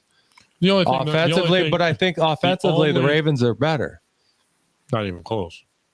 I really think the Ravens are better offensively. Who are their good wide receivers? Well, you got Flowers. So there's one. And you got fucking Andrews. Andrews is a hell of a tight end. Okay, so you got AJ Brown, Smith, and you got you got Hopkins. He's 31 years old. He ain't that good. 31 ain't that old. He's fucking younger than you, so shut the fuck up. He's younger than me, but he's also, his body's been getting beat up a lot fucking more than mine has. He had some good catches last night. He had one catch. All you need. Sometimes one is enough. Not enough, because I needed him to get 30 yards. He couldn't get enough. Yeah, he couldn't get enough because the Lions defense played pretty fucking lights out. The Philly offense is better than the Ravens offense. Jason's like, these two are just going off on a fucking rant right now. No, real quick programming note or scoring update. The Detroit Tigers having 1-0 lead with the bases loaded on the top of the fourth inning. Holy shit. Well, let's fucking go, Tigers. Makes me nervous. Same. We just need to turn this shit around right now and just keep rolling. You had your slump. Let's fucking roll. Philly has the better offense. They have better wide receivers. They have a better line. Look at this. They have a better running back. Arguably, Lamar Jackson is better than Jalen Hurts. Who has a Super Bowl ring? Who's made Derrick the two Super Henry and Saquon Barkley. Who has a Super Bowl ring? Who has a Super Bowl ring? Jalen Hurts has a Super Bowl ring. Yeah, he got Lamar really does not fucking because he lucky. fucking chokes when the big games come up, just like he did last night. Jalen Hurts is better. I'll die on that hill. I will not die on that. Where did Lamar go to college? Fucking Louisville. Where did Jalen Hurts go to college? Alabama. Jalen Hurts is better. okay. Prove my point. Jason, your thoughts? Who's better, Lamar or Jalen Hurts? You already know, Jason. Jared Goff. Excuse me. I'm gonna have to say Hurts. Yes. Thank you, Jason. Damn it! Fuck Why do you always Tim. take the underdog? Fuck you. I shouldn't He's ask not that. the I underdog. always He take has the a Super underdog. Bowl ring. It's not the underdog. He's a Super Bowl defending champion right now. And you're gonna say Lamar's better when he's choking every big game. You could literally put Drake May on that team, and they would have won a Super Bowl last year. Pull up this week's games. I'm done with him. I'm not not doing it. Let's pull up this week's games. Alrighty. Let's get into this. You could have put Scott Mitchell on that team. They won a Super Bowl. Week Who you 4 is picking? going to start off on Thursday Night Football with the Seattle Seahawks taking on the Arizona Cardinals. Remember, we got beers and food on the line now, so we got to start making smart plays or smart picks. Smart picks. Darnold's been looking good this year. Even though I don't think he's that great through the playoffs, he falls with a lot of pressure. But I'm going to give this one to the Seahawks. Who are you taking, Jason? The Seahawks.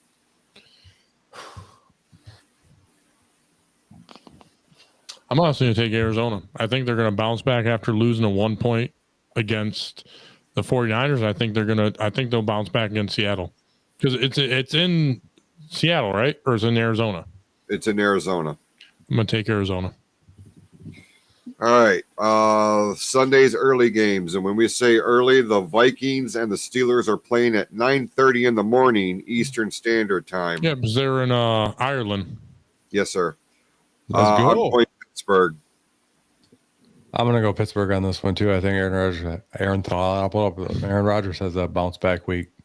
I think I'm going to take Steelers too, just because their experience at quarterback and he's playing pretty decent right now. I'm going to take Steelers. All right. And then the Los Angeles Chargers will be playing the New York Giants. I'm going to go Herbert. Chargers all the way. Yeah, I'm gonna take Chargers. Yeah, I really wanted to play the role of underdog, but since there's stakes in this shit now, Thank you. I'm gonna go with the Chargers as well. Well, it's just they're playing too good. The Giants I think they're gonna go 0-4. It's just the Chargers are playing too good right now. Harbaugh is definitely. But turning that team although around. the Giants are making a quarterback switch this year and starting Jackson Dart.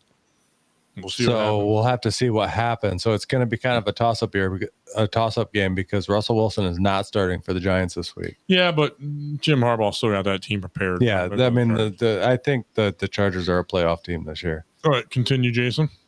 The Tennessee Titans playing the Houston Texans. You know what? I want to start out here. I think this is Titans. I honestly think the Titans are going to upset the Texans just because I don't think it's an upset.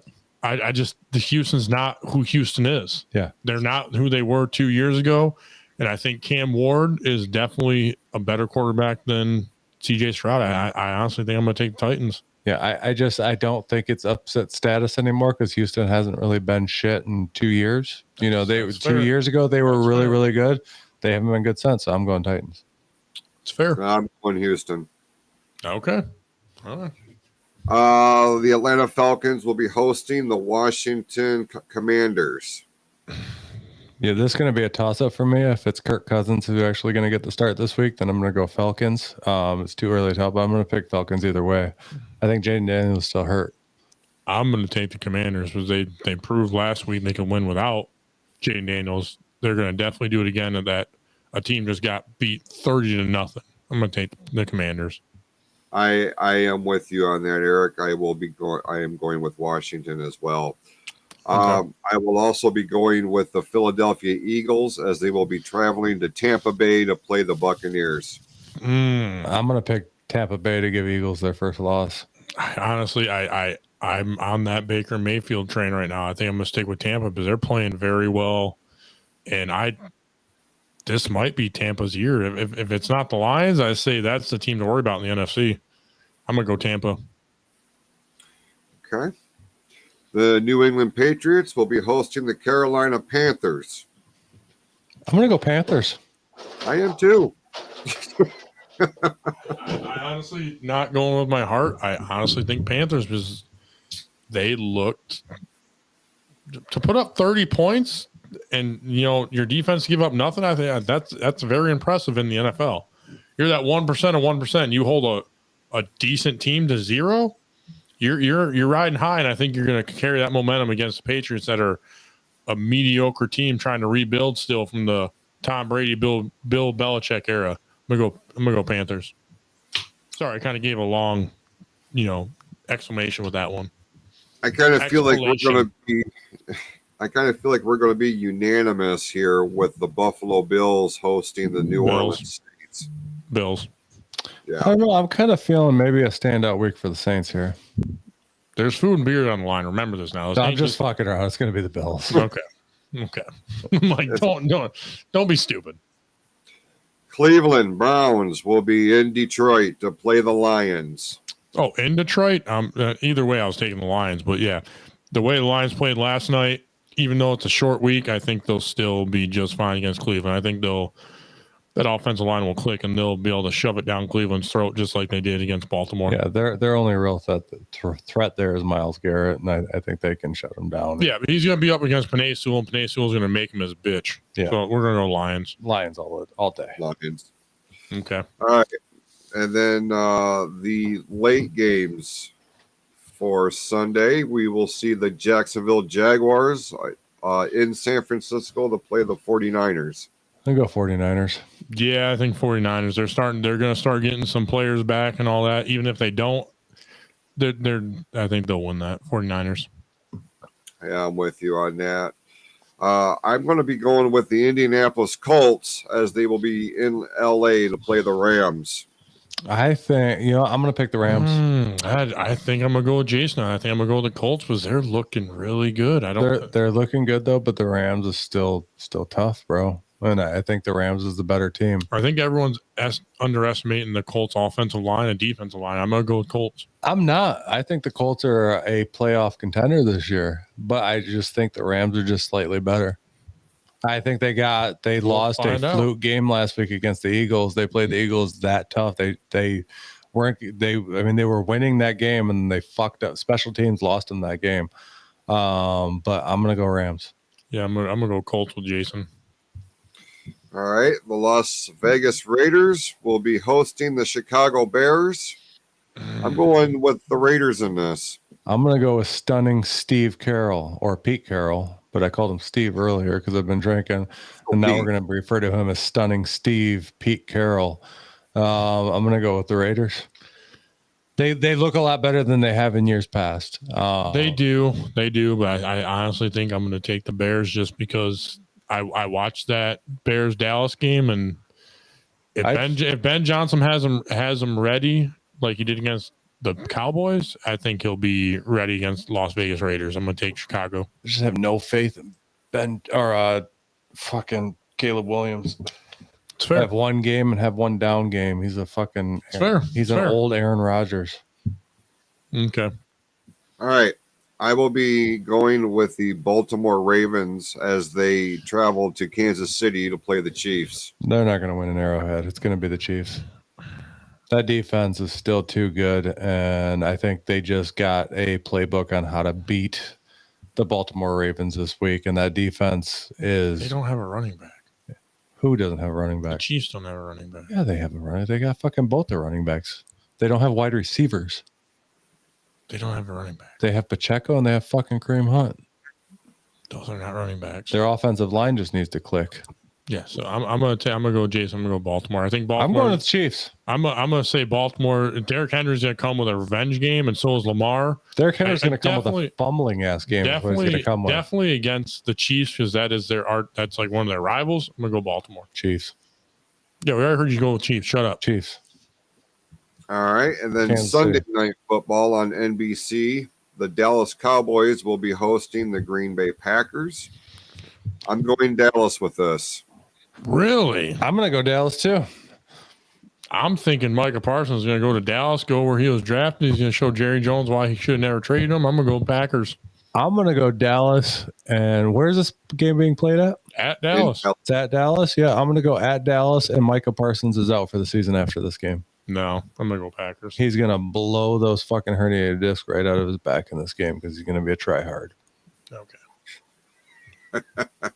And All the right. Packers just wasted fucking $47 million. Shut up. Let him talk. We have a doubleheader on Monday night. First, we will get God. the New York Jets in Miami to play the Dolphins. After the way the Dolphins played this last week, I'm going with them.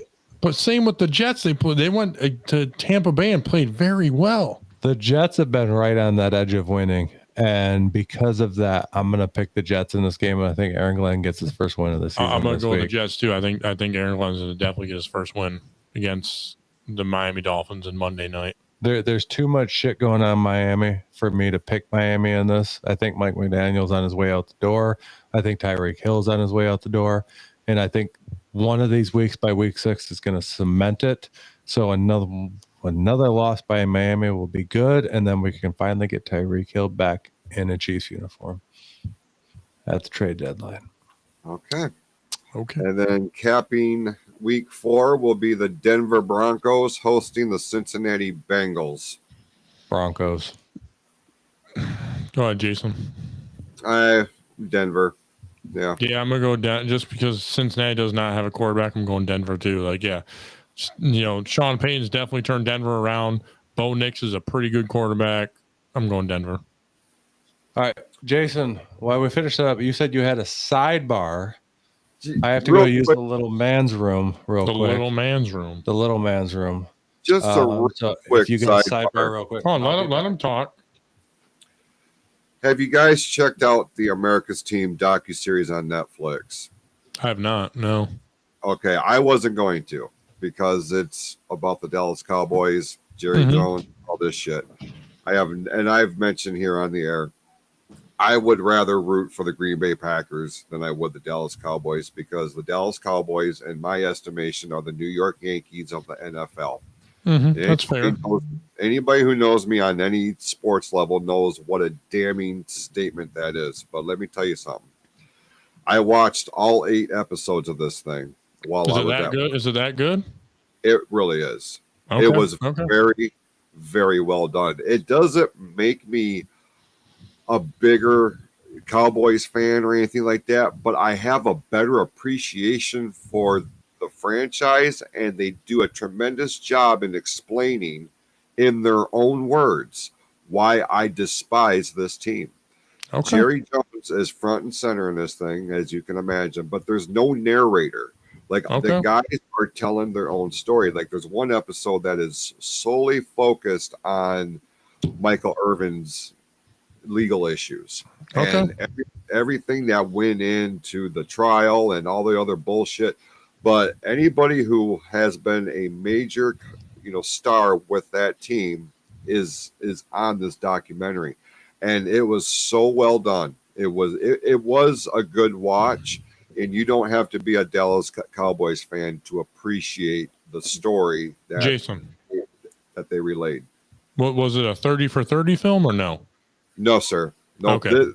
This was straight up a Netflix thing. Okay. Because I was going to bring it up. I was like, okay, you're talking about this. I'm like, we should have a conversation about what best 30 for 30 there is.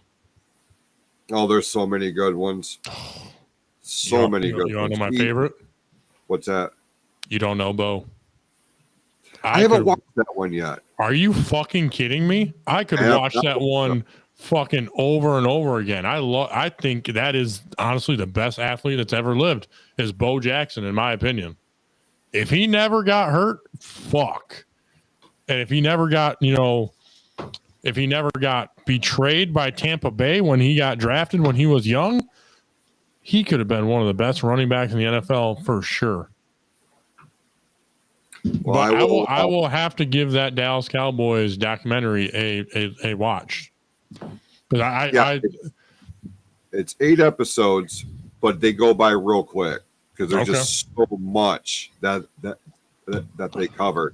You know, it starts with the legacy of the team because it focuses on since Jones bought the team and everything that he did, the way the endorsement deals with Nike and Pepsi and how it started this ripple effect within the entire league. It was just so well done. So well done. It's worth a watch. So we're talking about he watched the Dallas Cowboys documentary on Netflix, and he's telling me how it gives him more of appreciation for the Dallas Cowboys and why he despises this team. And it makes sense with hearing it. Appreciation and despise the team? It makes me understand why I hate this team as much as I do. Yeah. Oh, okay.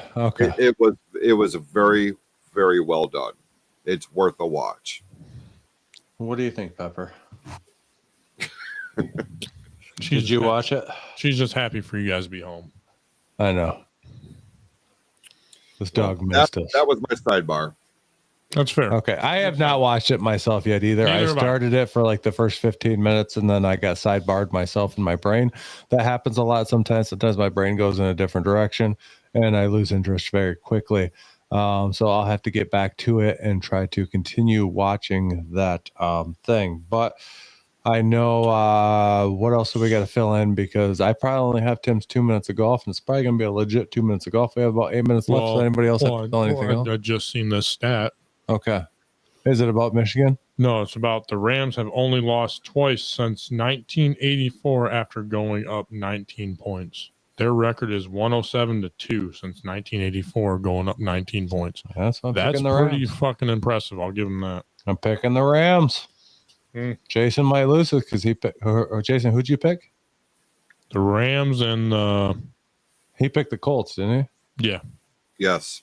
Did you pick the Colts too? Didn't you? I think I'm the only one that picked the Rams. Think Indiana Jones is fucking killing it.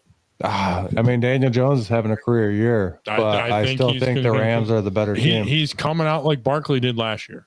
He really is. Like he's definitely coming out, showing you what he really is, and I think he's going to continue. Are we talking Saquon or Charles? What the fuck you mean Charles? Charles Barkley. Sir Charles? Quick score update here. The Tigers still with a 1-0 lead over the Guardians. They didn't do anything with the bases loaded? No. This is why we're going to lose. You have the bases loaded, and you can't even get a base fucking hit when they're loaded to keep them loaded until your fucking hitter can get on there? Come on. 1 out, 2 on, bottom of the 5th, 1-0 Tigers. They're winning. They're winning at least. You only need one to win, and they got the one. That's all that matters. Yeah. All right, Tim. Gentlemen. Do the 2 seconds of golf.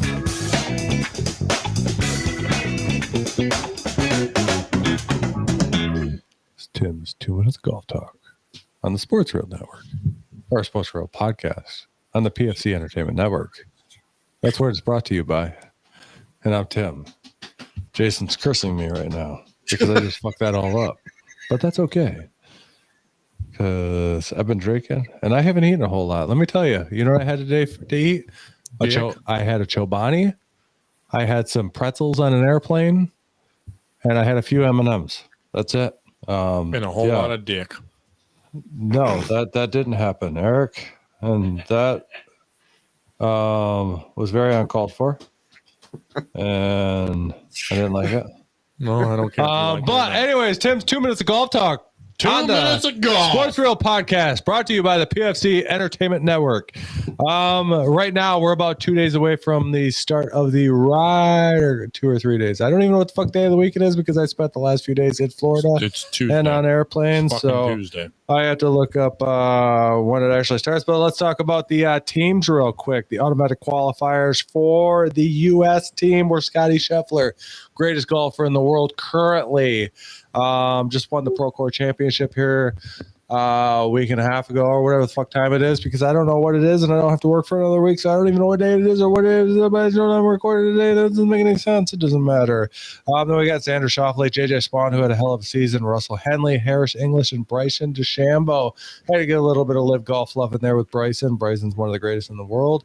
And glad to see him actually make the Ryder Cup team. The captain's picks by Keegan Bradley were Justin Thomas, Colin Morikawa, Ben Griffin, Cam the Hammer Young. You know, he's got to drop that hammer down on some people this week. Then we got Patrick Cantley and Sam Burns. Team Europe, the automatic qualifiers were Rory McIlroy. No surprise there. Obviously, Rory won the Masters this year, had a heck of a season. Kind of took a lot of time off, fallen off since then, but I did see that he had a strong showing on a tournament here in Ireland here about a week and a half ago. He did pretty well there. Robert McIntyre, Tommy Fleetwood, Justin Rose. Tommy Fleetwood, Justin Rose, both with big wins at the end of the season there, so they could stand out. How the fuck do I even say this name? Rasmus Højgaard. Like, these Europeans need to get some fucking names, bro, because I can't even pronounce that. Then Tyrrell Hatton. The captain's picks were Shane Lowry. Shane Lowry. You know he's going to come on strong. That just reminds me of... What's that? No.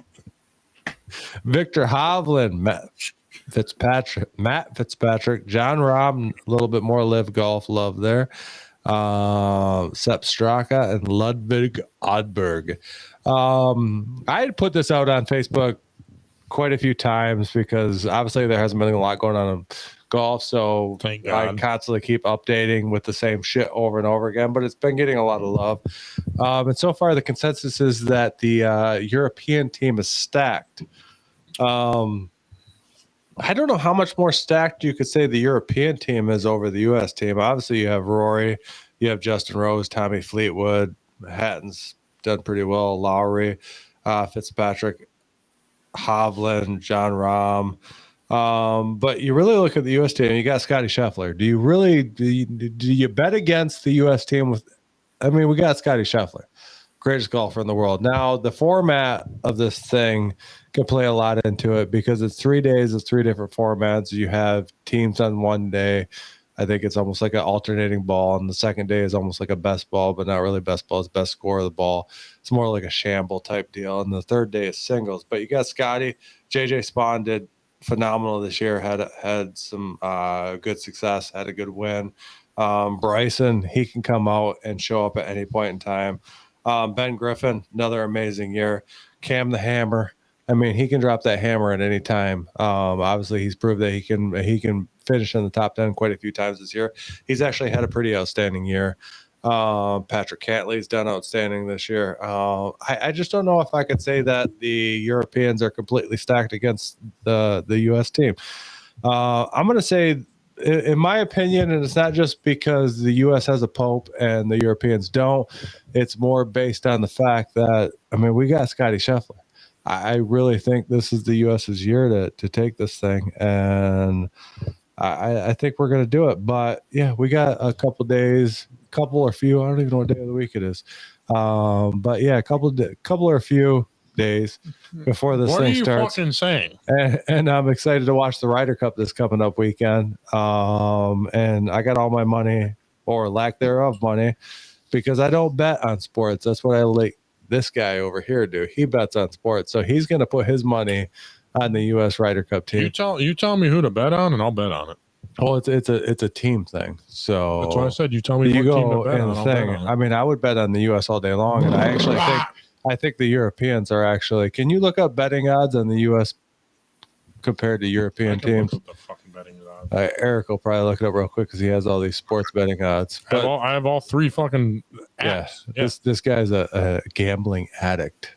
No, I'm not. I know when to say no. But he didn't hit his parlay last night, so he's pissed. I was. I could have turned $10.05 into $1,500. Yeah, I'm fucking pissed.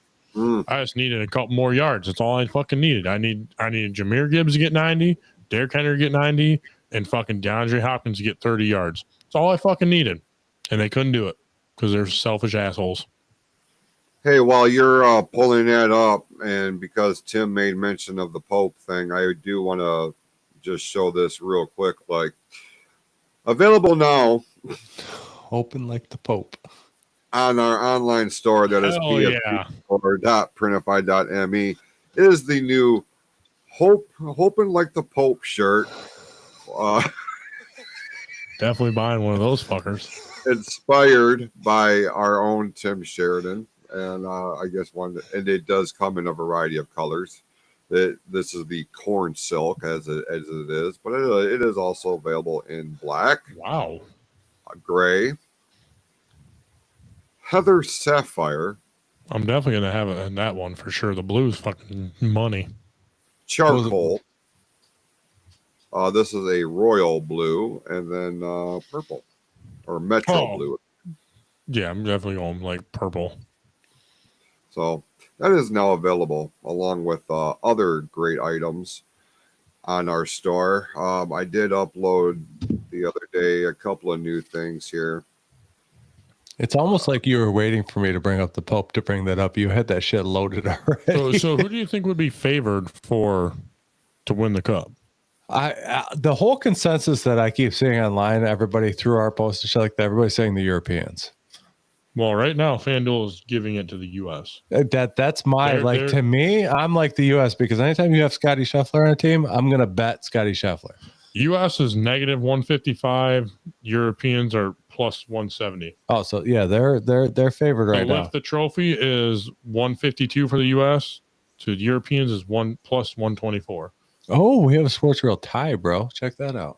That's pretty badass. So next time you guys have a sports function or a formal function, you can go in style with a brand new Sports Real Podcast necktie. I don't know enough people to get married, so I'm okay with that, not having that. So just wanted to bring that up. Oh, when you got to look professional and still want to rep your favorite sports podcast here, get the Sports Real tie. We'll get there. Yeah, but anyways, my money is on the U.S., even though I don't bet. I mean, so I'm not putting any money on it. I might put some money on it. Fuck it. Why not? I'll listen to Tim's 2 minute of golf. Why not? If you take the consensus from our fans that follow us on the Sports Real Podcast, and thank you for following us, and you haven't liked the page yet, please like the page and share it so we can keep growing. We had I think one more extra follower last week, but we need to get that shit to go up. Up and away, motherfucker. Lots of views on the golf shit that I'm putting out there. So please, if you watch this show and you like our golf content, please just follow our page and I'll continue to keep putting it out there. But the majority of our fans are saying the European team. And that's probably because I think we're up to almost 45% European fans that actually view our content. So thank you to all our European fans out there that view our content. But we're still rooting on the USA because we got the fucking Pope and you don't. Yeah, so, okay. You gotta stop rooting for the fucking Pope because he's a Chicago Bears fan and fuck Ben Johnson. So, anyways, yes, Ryder Cup coming up this weekend, so we'll have a lot to cover next week. And yes, wrong button, Eric. I just hit a fucking button. Great button. It was. But anyways, yes, next week I'll have Tim's, even though this has gone much farther than 2 minutes, we'll have Tim's 27 minutes of golf next week to cover all of the Ryder Cup. So please, thank you. This was the Sports Real Podcast. 2 minutes of Tim's golf talk. It was over 2 on minutes. The PFC Entertainment Network. I stopped at 7.5 minutes. So. Okay, thank you. So 2 minutes. 10. I think it went over 7.5. To be honest, like I went out. Minutes of golf. I went out to go pee at like 7:52. I was back down here. It's 8:04. I mean, we fit it in. I mean, we're officially coming up on 2 hours because I don't think we even started at like 6:10, 6:11. Yeah, because we had a little technical difficulties. We had a little echo there, like we just had there when he said it and I said it, but we were having some echo problems before the show, but we got it all figured out as we loaded out about 6 times. To try to get that shit rectified. How now, Brown Cow? Yeah. All right. As we get off the air here, we do appreciate everybody tuning in. And real quick, the Tigers have just added to their score. It is now 2-0. Hell yeah. Let's fucking go. That's what we need right here. Looks like, the Cleveland is coming up to bat in the 6th inning, but as it stands right now, 2-0. Who's on the mound? Scooble. Ooh. Oh, okay. Yeah. So, I mean, anytime he's on the mound, you can kind of hope for a win. Yeah, keyword is hope right now. Or Right. keep hoping like the Pope. Hoping for the Pope. And with that, we appreciate everybody tuning in. Go out, be awesome to yourselves and to each other. And we'll see you right back here next week with the Sports Reel podcast live on the PFC Entertainment Network. Let's go, Tigers. Win one. Let's fucking go, Lions. Fucking Lions. Let's wreck it off. I know the Red Wings are starting to get together, getting ready for the regular season. Preseason. Let's go, Red Wings. Hell Let's yeah. go, Scotty fucking Scheffler and the U.S. Ryder Cup team.